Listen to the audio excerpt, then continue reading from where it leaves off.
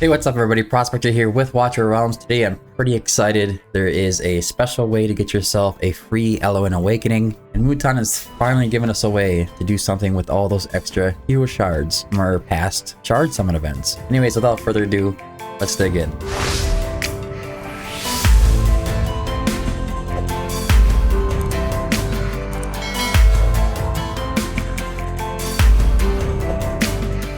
Alright, so first, I'm not going to leave you hanging too long on this one. Basically, Elowyn has popped up in the Awakening shop. Now, should you get this? It really depends on your level of Elowyn. If she's A3, you probably don't really need to. You could if you wanted to, because I mean, it's Elowyn. But if she's A2, A1, A0, you should probably try to pick up a copy of this. If you have extra legendaries in your pool that are really not either one, good, usable in the future, or possibly even you're just your only copy. What I mean by that, I am actually going to pick this up. My Elowyn is Awakened 3. I'll kind of show you what I mean by that. So here's my Elowyn. If I go to Awaken 3, she already does the Dispel, 20% chance to Dispel on her heal. But Awaken 4 is going to be a Rage Regen plus Auto plus 1. And Awaken 5 is obtain a Wood Elf immediately after using Grace of Nature. That can be actually pretty useful. If you want to get her at least Awaken 3, anything beyond that is just extra goodness. But anyways, so I'm going to go into my hero pool here. I'm going to select healers first. I'm going to kind of look. Now, there isn't anything here that I don't really like and I don't really need or could not be useful in the future. Every single hero you hear I use quite often. All right, so then mages. Mages, I mean, I like to collect all the heroes too. So even if they are a bad mage, I do still want to hold on to them. You know, something like Zealous, I'm not too crazy about, even with that new exclusive gear. I'm just not excited about it. But I'm going to keep a copy. And then we have Kriya here, who we all know is pretty garbage. Don't see anything special happening with her at any point in time. Besides, mine is actually Awakened 1 already. And I do have only one copy of Shamir for an example of a unit that's bad. And, well, I think he's bad. I'm going to stick to that 100%. You can argue all you want in the comment section if you want, but I think Shamir is terrible, but I do want to have him for the collection, and he's also useful for the faction if you haven't done that yet. I have a copy of Kriya here on the side and a copy of Zealous on the side. So those I'm pretty much free to get rid of, and there's a bunch of heroes down here, another copy of Kriya. These two, I'm obviously not going to get rid of them, they just haven't been leveled yet. But yeah, look at 2 extra copies of Kriya sitting there, and a Zealous. We can work with that, or keep continuing to look, see what I have. Now, I tend to like not awaken my heroes right away if I'm not using them a lot. Typically, I like to have them here for situations like this. If it does show up in the shop and I do want to use some of these hero coins, I can go ahead and just simply start to select units that I like the least or that I need the least. And I will get rid of them. I'm not opposed to it. If you spend a little bit, you should probably consider it at least if it's going to help change your game. Now for me, I do have lots of extra summons from being a content creator, so I do also have that privilege. But if you're spending a lot, then you'd have that same kind of privilege. Now we do have a Cratch here. He's Awakened to whatever. He's not going to go anywhere. I'm just leaving him there. I'm not going to get rid of my only copy of any of these units. Nothing there on the marksman.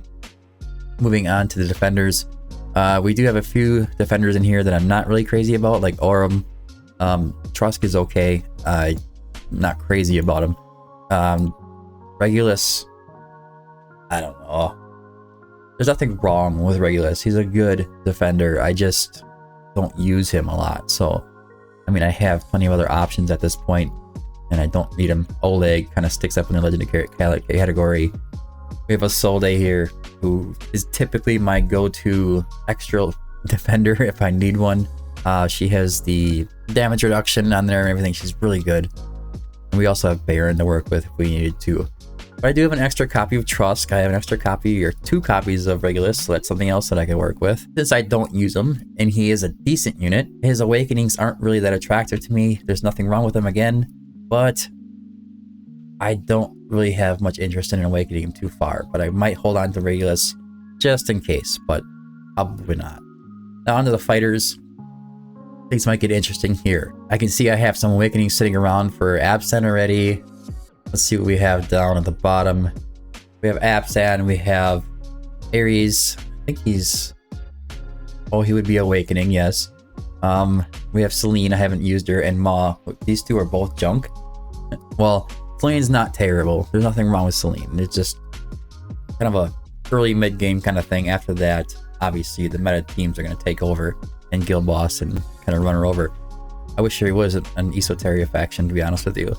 Ma, he's pretty much garbage. If you only need like one unit like that, and Gluttony does a way better job of what he's doing, but whatever. But you can see that I have some options, and I think I would go to the mages first here. And I would come down here. I'm going to get rid of this Kriya. I'm going to do this right here.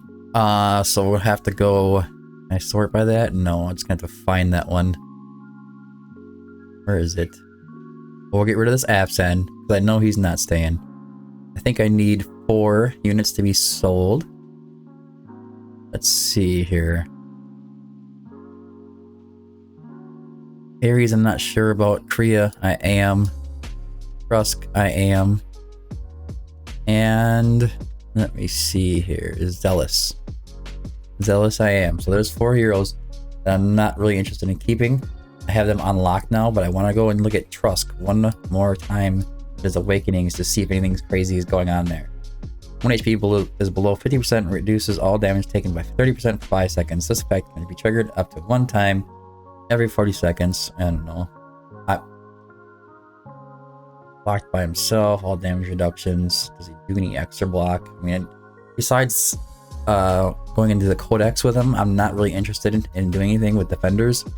So if they don't have an increased block, I don't think he does. I just don't want him. Yeah, I'm not really seeing anything, so I think we're safe. Just a standard blocking unit. I think I remembered that right. So let's go ahead and get rid of them guys. Absan, Kriya, Trusk, and my extra copy of Zealous. Well, besides Trusk, I think the other 3 units here are pretty common pulls. So I could probably pull them again if I needed to. We are free. Okay, get myself an achievement. 30 diamonds. Get rid of 10 legendaries. Wonderful. Now I'm going to go into the shop. I'm going to pick up my Elowyn, and we're going to move on. Hello, Elowyn. She's here. Alright, let's awaken her. Awakened, level 4. Little extra free rage regen. And a happy prospector. I want to awaken 5. I do want that extra wood elf whenever I cast the ultimate. And use that a lot in the Apocalypse 2, Guild Boss 2 Samurai fight. Anyways, moving on to that, make sure you get yourself your free Elowyn if you are able to, and it's beneficial to you. I wouldn't advise average people to be just selling their legendaries to pick up an Elowyn if she's already awakened 3. That's what I would say. Anyways, now moving on to the updates. We're going to go right into the Harvest Banquet, the event intro coming up for Thanksgiving here. First, we have the new hero, Lord Phineas, who is said to be super strong. He's untested, but it looks really good. His kit looks amazing. Lord Phineas can enhance Infernal Blast heroes. Beware of his dagger, which can inflict stun and deal single target damage with high penetration. There's going to be a time-limited summon event from 11/28 to 12/1. Increased drop rates for Magda and the new hero, Lord Phineas. Now, I believe I'm going to be getting some kind of sponsorship for Smile 1 for this.